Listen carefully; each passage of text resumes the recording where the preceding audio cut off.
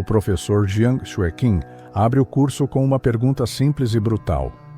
Por que sociedades se comportam do jeito que se comportam? Por que fazemos o que fazemos? O que nos motiva? O que nos empurra? O que nos move como indivíduos e como civilização? Ele diz que existem várias teorias famosas para explicar o comportamento humano. A religião, por exemplo, enxerga a história como uma guerra interna entre o bem e o mal, uma disputa constante entre o lado de Deus e o lado de Satanás dentro de cada pessoa. A biologia diz que o centro da existência é a reprodução, a corrida para passar genes adiante. Em seguida, Jung apresenta a lente que ele considera mais poderosa, teoria dos jogos. Para ele, qualquer situação social é um jogo com 3 elementos. Primeiro, os jogadores, quem participa. Segundo, as regras, os limites do que é possível. Terceiro, os incentivos, aquilo que define vitória. Quando você entende jogadores, regras e incentivos, você entende o jogo e começa a prever como ele tende a se desenrolar. Ele promete 3 ganhos.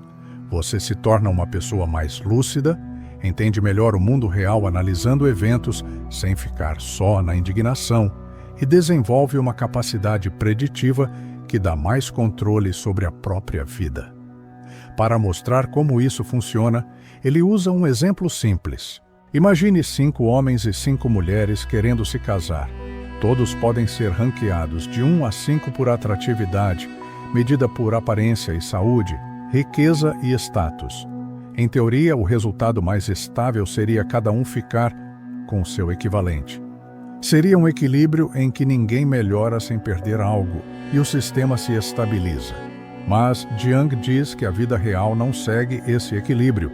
Em vez de escolhas distribuídas, surge uma competição concentrada pelos indivíduos do topo, enquanto muitos ficam excluídos ou desistem do jogo. Ele relata um experimento em sala sobre requisitos mínimos para casar e usa as respostas para ilustrar um padrão de expectativas assimétricas e disputa intensa pelo topo. A tese central então aparece. As pessoas parecem irracionais só porque estamos olhando o objetivo errado. Segundo Jiang, o jogo moderno não é sobre sexo ou reprodução, é sobre status. As pessoas escolhem parceiros como sinal público de valor, prestígio e validação. Ter filhos vira custo e sacrifício. E muita gente só aceita esse sacrifício se houver ganho simbólico ou ascensão social. Quando você entende que o prêmio é status, o comportamento passa a fazer sentido dentro do jogo. Isso leva a uma pergunta histórica. Se esse jogo destrói a sociedade, como a humanidade sobreviveu tanto tempo? A resposta dele é que o jogo muda conforme a superestrutura muda. A superestrutura é o quadro geral da sociedade, como população, riqueza, tecnologia, competição, cultura e religião. Em sociedades pequenas e pobres, o foco é sobrevivência e coesão, não namoro. Em sociedades em competição com rivais, o foco é produzir muitos filhos e casamentos arranjados fazem sentido. No mundo moderno, com superpopulação e alta tecnologia, filhos deixam de ser necessidade e viram obstáculo, enquanto o namoro vira uma loteria para tentar subir de posição.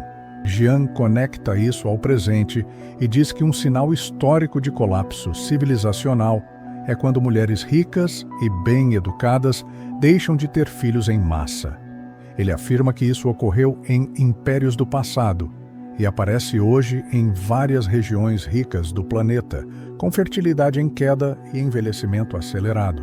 Ele destaca o leste asiático como caso crítico e usa a Coreia do Sul como exemplo extremo de declínio demográfico e risco estrutural.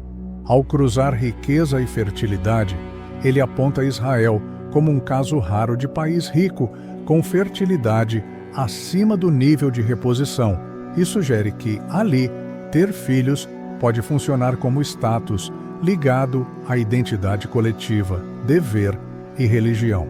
No Ocidente e em partes da Ásia moderna, diz ele, o materialismo domina, e o status passa a ser medido por fama, dinheiro e validação, tornando a sobrevivência demográfica mais difícil. Ele encerra dizendo que teoria dos jogos não dá respostas finais, mas um método para fazer perguntas melhores. Ao identificar jogadores, regras e incentivos, você entende a superestrutura do sistema e consegue enxergar de onde ele veio e para onde provavelmente está indo.